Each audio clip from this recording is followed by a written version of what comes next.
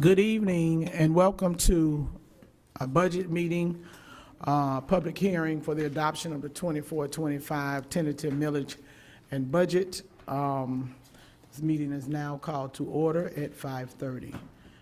Ms. Drumcheck, on you.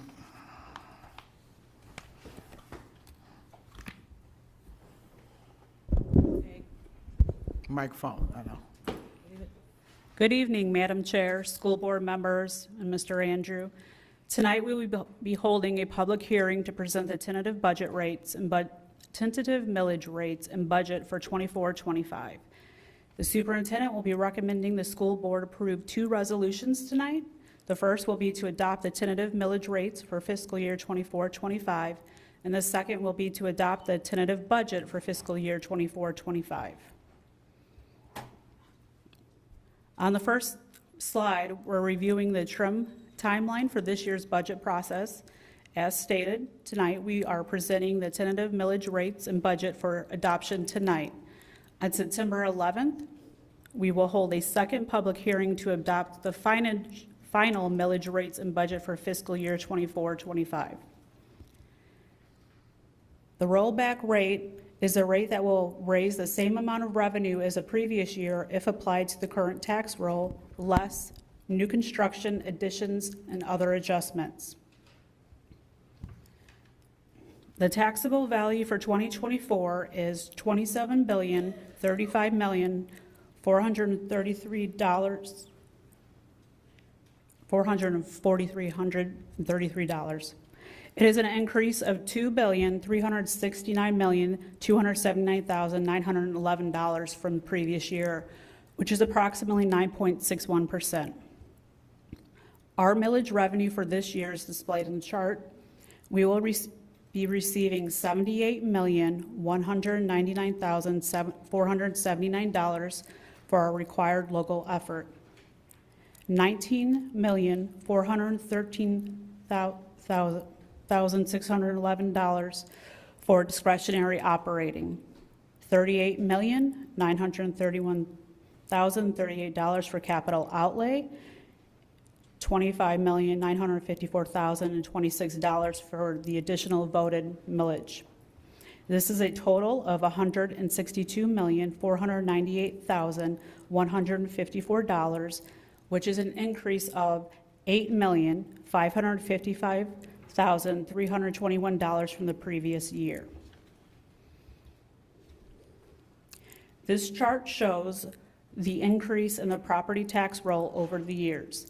As you will notice, the tax roll has increased over the course of time, and currently for 2024, it's estimated $27.04 billion. Here we have the rollback rates for a required local effort. The total actual 23-24 rate for the required local effort, capital outlay, discretionary operating, and additional votage millage was 6.432%. That was for 23-24. The 24-25 rollback rate is a total of 6.0087, and our 24-25 proposed rate is 6.2610. The total millage rate is to be levied exceeds the rollback rate computed pursuant Section 200 of the Florida statute by 4.2%. This chart shows the comparison between our actual 23-24 millage rates and our proposed 24-25 millage rates. As you see, the discretionary operating rate, the capital outlay, and the additional votage millage rates remain constant from year to year. However, the required local millage rate is decreasing slightly from 3.184 to 3.013. Ms. Drumcheck, let me just pause you for a minute. We're trying to get the camera up for the staff, the attorney, school board attorney.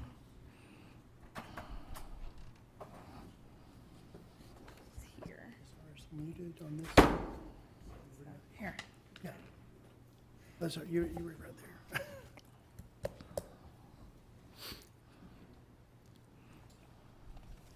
me just enlarge this just for a minute.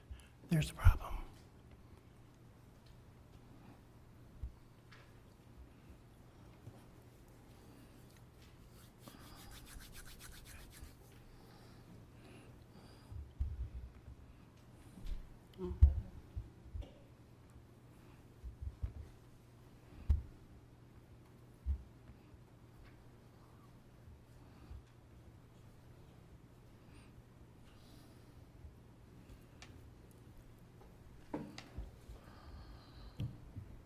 Okay, this is how our millage rate will affect the average homeowner this year.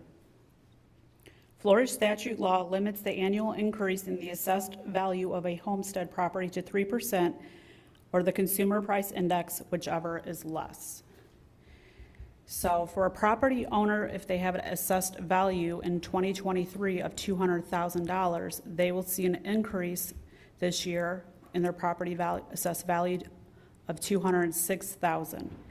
If you they receive a $25,000 homestead exemption, which means their taxable value for 2023 was $175,000, and then for 2024 was $181,000. The millage rate for 2023 was 6.432%, and with a taxable value of $175,000, their taxes were approximately $1,125. For 2024, 2025, the millage rate is 6.2610%, and with a taxable value of $181,000, their property tax bill will be $1,133.24, which is an increase of $7.64. This chart is a visual presentation of the historic millage rates over the years.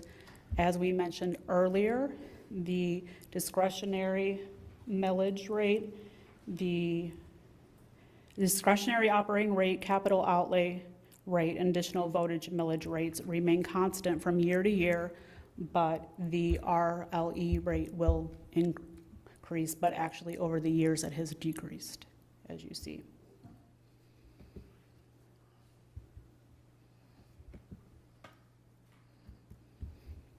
Now we will get into the tentative budget summary for 24-25. The 24-25 tentative budget for the general fund, which is used for operating expenditures, is an estimated $334,311,969. This amount does include the amount that flows through the district to the charter schools, which is estimated to be $17,871,104 for this year. Our special revenue funds, which are restricted for specific uses and include things such as federal grants, have a total budget of $70,639,392. Our debt service fund, which is restricted for debt payments, has a budget of $8,666,702. The Capital Projects Fund, which is restricted for maintenance, renovation, construction, and debt, has a budget of $99,262,582. The Internal Service Fund, which is restricted for insurance payments, is $57,285,687 for a total of $570,166,332. This screen shows the tentative budgets by function. Functions are activities, so you'll have instruction.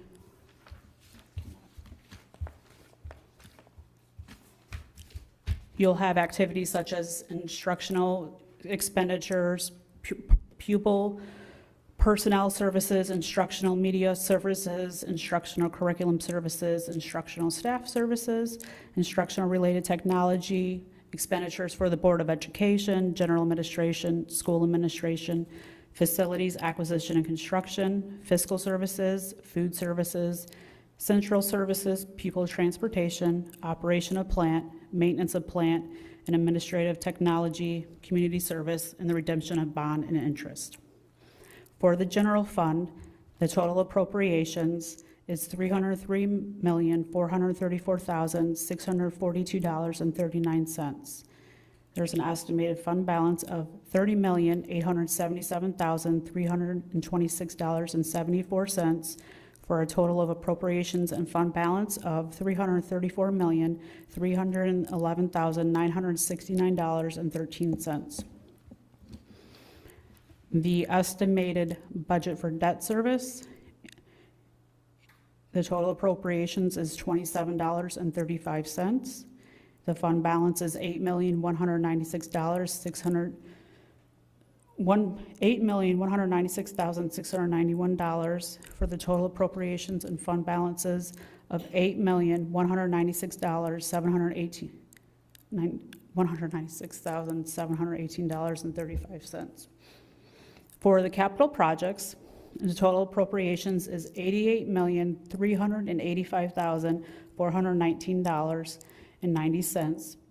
There will be a transfer out to general fund for services and expenditures that qualify as capital outlay if needed. This transfer amount is just a budget amount, and it doesn't necessarily mean that that's what the transfer will be. It will be based off of expenditures throughout the year that qualify as capital in nature. So the total appropriation and fund balance is $99,262,581.90. Our special revenues, the total appropriations is $65,452,369.32. There will be a transfer out for food service of $650,000 budgeted, and this is also going to a capital outlay fund for capital type expenditures. The fund balance for those special revenue funds are $4,537,023 for the total appropriation and fund balances of $70,639,392.32. The grand total appropriation and fund balances is $512,410,661.70.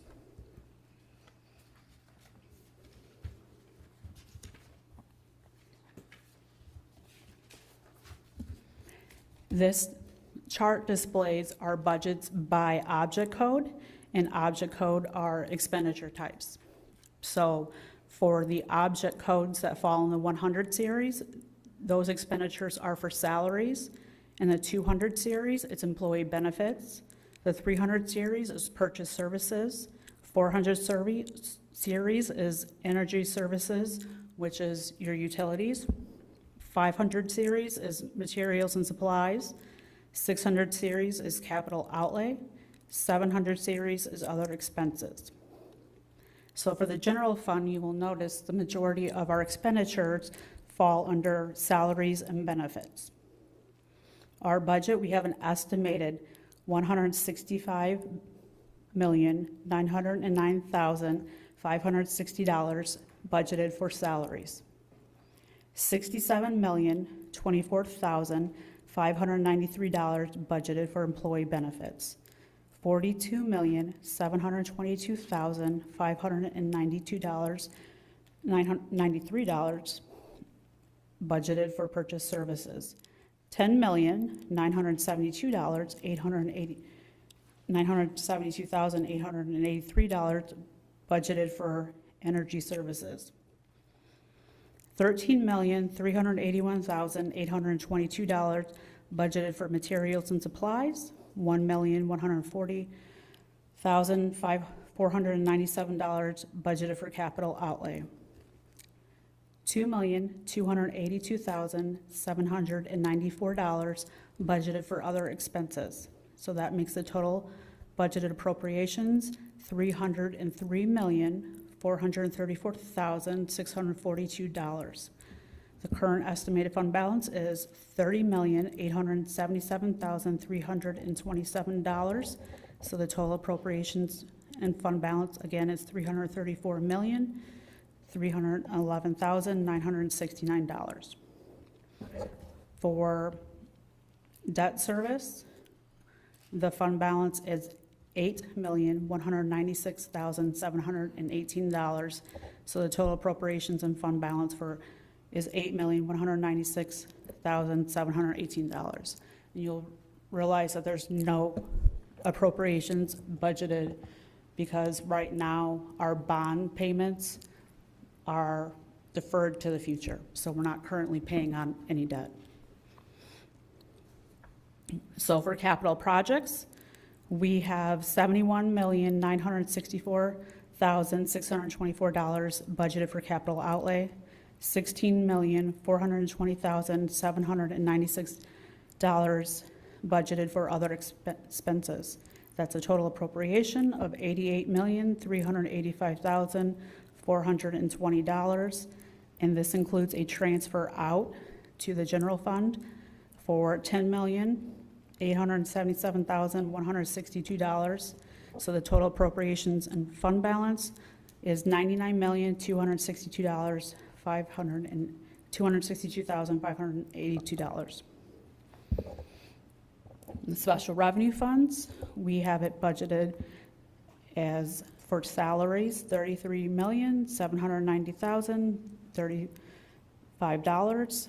For employee benefits, $16,135,547. For purchased services, $3,112,000 and $112,123. Energy services, $340,500. For materials and supplies, $10,497,167. For capital outlay, $315,963. For other expenses, $1,013,604. That's total appropriations of $65,204,939. And again, we're budgeting for a transfer out from food service to their capital outlay fund for capital needs. So, and then the fund balance for our special revenue funds is $4,784,453. So the total appropriation fund balance is $70,639,392. This shows our district staffing totals for 24-25. This shows all the district staffing allocation. It's our filled and unfilled positions. So currently, for the general fund, we have 1,909.99 positions allocated for instructional.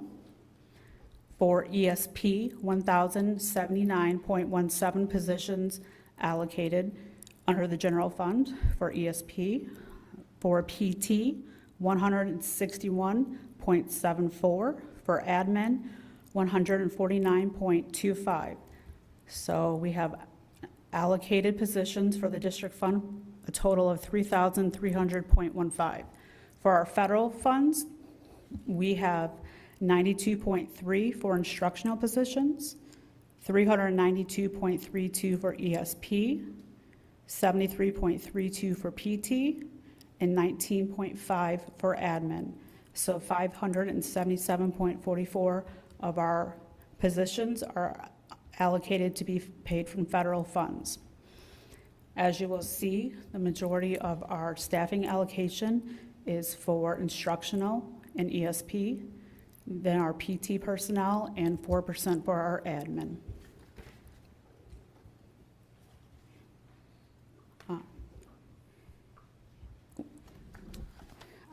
All right, thank you, Ms. Durhamchick. Now we're moving to citizens' input. Mr. Nathan, any phone calls? Okay. Just have one. All right, Ms. Ward, you can come forth.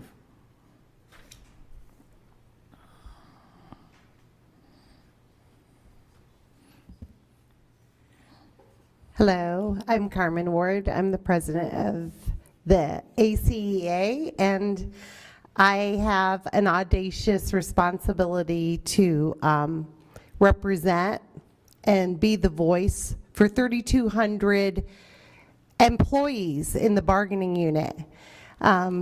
So thank you, Chair McGraw and board members, for your attention. I do want to say that this budget is a huge increase over last year's budget. And the largest budget line, as we said, is salary and benefits for employees. We have the money to do better for our employees this year. And I know that we are not negotiating right now, but I do think there is money in this budget. I am curious that there's no, in this well, thank you for the presentation, and it was very understandable, but I don't see the condition ratio. This board has made a priority of having a 5% estimated fund balance condition ratio. And I didn't see that condition ratio presented. I don't know if that is typically in the tentative budget or just in the final budget. That's kind of a question. I would like to know what the condition ratio is, because I think I know if I did the division with the right numbers, but I would like to know for sure where we are at with our estimated fund balance. I just know that I hear from a lot of employees, and they do need to be the priority in this budget.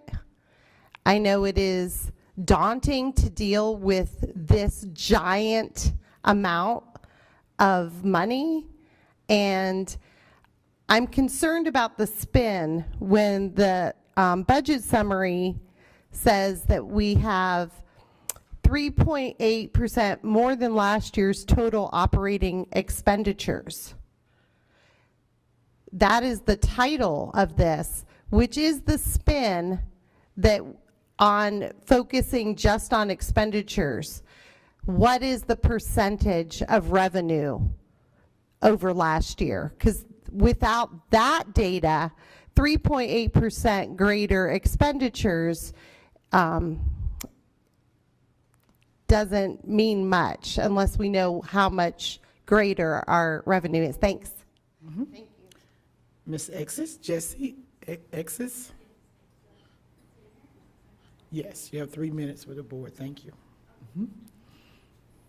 Hello, my name is Jessica Essex. I was here in 2019 to present about ESC services and my daughter, and I think the county tried to make some changes, but with this COVID and all that, it was crazy.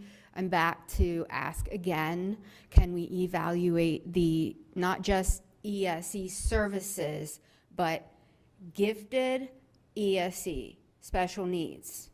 Okay, because the money doesn't all go to what everybody thinks is ESE. Okay, I grew up in Gainesville. I went to Eastside. I know your face. I went to Lincoln. I went to Idlewild. Born at Alachua General. I'm a nurse now, thanks to my daughter who's special needs. But thankfully she is going to get to go to Kanapaha this year. She's been going to Sidney Lanier.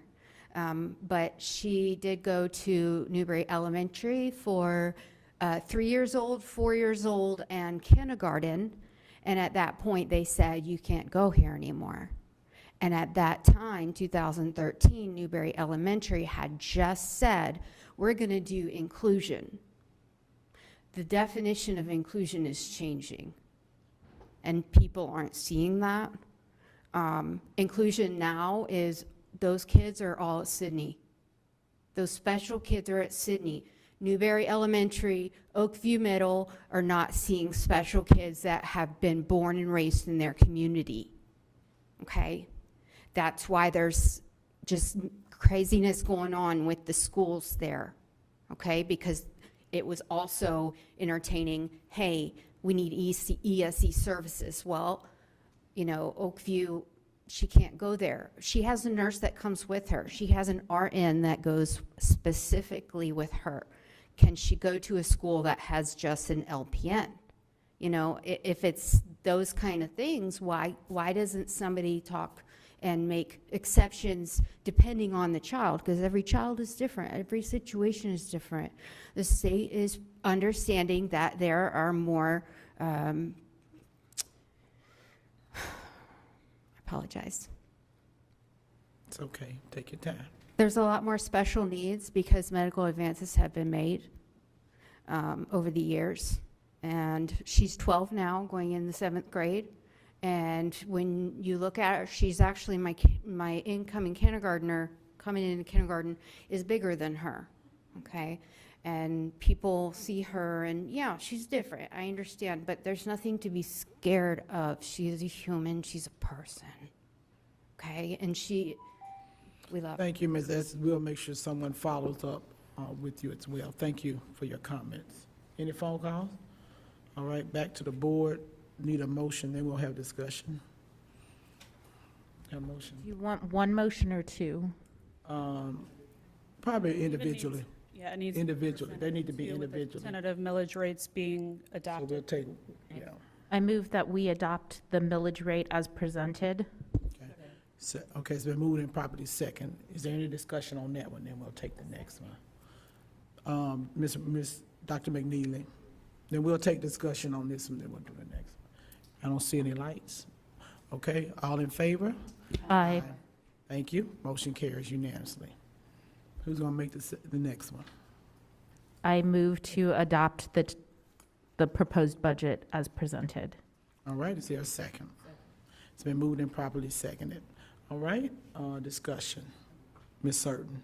Thank you, Madam Chair. Thank you, Ms. Jarenchek, for the presentation and the information that you presented to us. I had a couple of questions, from yesterday that when we talked, did you reconcile, you and Ms. Parrish reconcile or look at the differences in this schedule compared to, it's hard to refer to them because they're not numbered, the pages aren't numbered in here.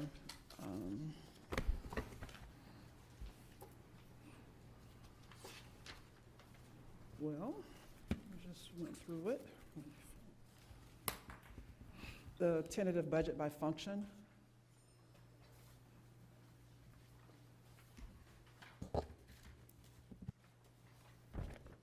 As you're aware, we are currently working on closing the current fiscal year. So there has been some changes to the fund balances, because as we close out, we know where we've updated them. And Not the fund balances line, the total expenditures line on what was advertised didn't tie to the total appropriations line on the tentative budget by function, like when we looked at the columns. so when you look at the special revenue funds, like that has changed because those include the grants, and we are in the process of receiving our approvals for grants for fiscal year 24-25, and that's something that has been updated in these figures. What about general fund? General fund, one of the changes is the fund balance, because we are updating and posting final expenses and also doing the capital, the transfers, and also So the total appropriations on the, by function, what you gave us today, it ties to what I printed. It has the 303, 434,642. And then on what was advertised, The total expenditures is 303, 704, 642.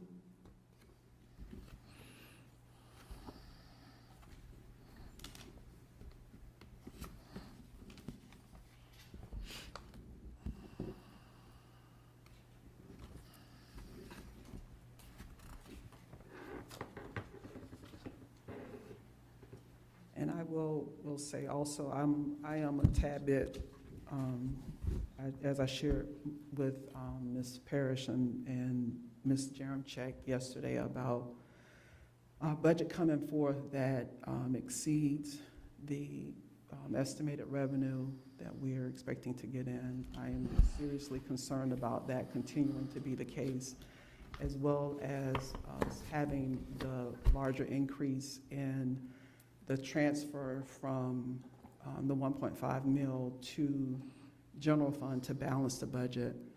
And I have concerns because that means we're using capital money to cover allowable operational expenses. Although it's allowable, it doesn't mean that that's the best way to go, because we have so few capital dollars to do so many projects. We have a lot of capital needs, and we only have that one funding source to take care of our maintenance and things. And if we're using those dollars to balance our budget, that puts us in spaces where we're really overspending. It's like kind of using credit card debt to cover your daily expenditures. And even though you can do it, it's just not a good practice. And I just think we really need to consider that and have some strategies to deal with the challenges that we're having, the pressures that are on our budget. We gotta plan so that we can kind of reduce our expenditures, is what I asked Ms. Jeremchek and Ms. Parrish for the strategies that were gonna be employed, and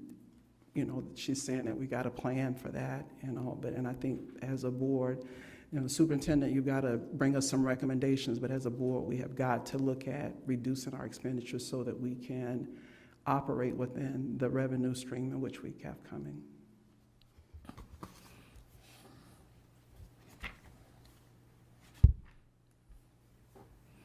Okay, I know that when I was going back the second time, I was told that we were not doing the outside operator at Lake Forest anymore.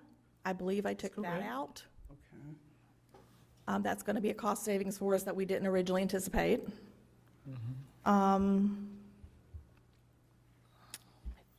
We are also looking, we're still negotiating on the contracts for the SROs, so we know that's going to change.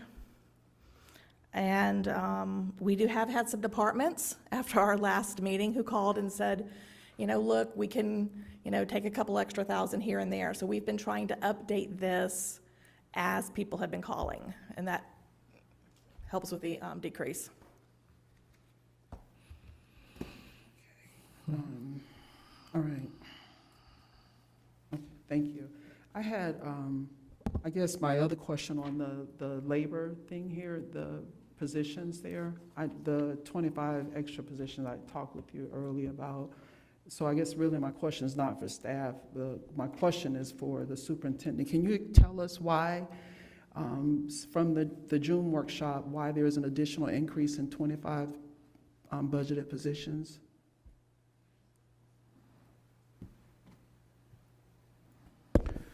Are those the instructional positions? 25 totals, a couple in instructional, couple ESPs, couple PTs, 5 PTs, 3 admin. Total is 25. Right. And looking at it, most of those positions were federal that were added to the allocations. So I don't know, Ms. Black isn't here today, but most of those that were additional allocations came from the federal funding. Are these 25 in addition to the 100 that were also moved over from ESSER to general fund? Because we were told that there were 100 positions that were on ESSER, and initially 10 were gonna come over, and then in the June workshop, we were told 20 that were gonna come over from ESSER and be put on general fund. And so now we have here these 25 here that are higher than what we were was told back in June. This was a question I had yesterday of staff, so. I'll need to follow up with Ms. Black, but we did move the family liaisons and the guidance clerical, I believe, were positions that we moved specifically. Can I interrupt first? Yes, ma'am. We currently have ESSER dollars that need to be spent before the grant closes. And in order to spend all the dollars that we have available, we are delaying the shift from ESSER to general fund just till September. And I need to double check because I think those positions are probably being labeled as federal. And I want to make sure that what is, being presented is clear. But I know when she ran the current allocations, she was probably seeing them as federal. So I'll give that. September 30th, that makes sense. Right.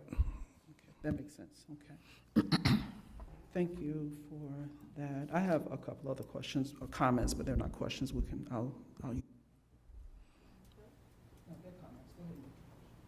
Dr. Rockwell. Thank you, Madam Chair. So I'm going to echo what Ms. Ward said, that I don't expect us to have these calculations, but if we could, for our next, our second reading of the budget, have the financial condition ratio. I know you're still working on it. We need to close out the fiscal year and have our final numbers. And when we come back on September 11th with the final budget, we'll also be presenting the AFR, which will be the close of the year. So yes, all that information will be provided, and it will be concrete information. Right now, as we're preparing, everything's fluctuating, and also at the start of the year, things are adjusting. But yes, it will be at the September 11th meeting. Yeah, and I'm also hoping that at that point we can have an estimate of the percentage increase of our total revenue as well as our total expenses from year to year. I know we met earlier today and I expressed similar concerns to my colleague, Ms. Surden, just now that, while I appreciate that we have done a capital funds transfer in order to balance the budget, I'm concerned that is not a sustainable financial practice year after year. So we have very limited capital funds. We know that we have aging facilities in many areas of our county. We hear from teachers complaining about their aging classroom facilities, community members complaining about facilities issues, and while our taxpayers were extremely generous in approving the half-cent sales tax, even with that, we have limited capital outlay funds. And we need to make sure that all of our facilities in our district are up to the same standard. Our aging schools need to be renovated and kept up so that students in areas of the district that are newer growth are not going to schools that are in better condition than older areas of our city and county. And in order to be able to do that, we have to really protect our capital outlay funds because they are so limited. And I am not going to argue with doing that this year. We have increasing expenses. I don't think that our revenue is keeping up with that, but we'll find out probably at the next meeting when we have slightly more finalized numbers there. And I know that it is extremely difficult to build a balanced budget. And I know that there are allowable expenses. We are allowed to pay for things like transportation out of our capital outlay funds. And so I know that, there's nothing weird about this capital funds transfer. I want to make that clear to people in the community that these are allowable expenses. This transfer is what state statute says we can do. But that doesn't mean it's the best thing for our district's long-term future.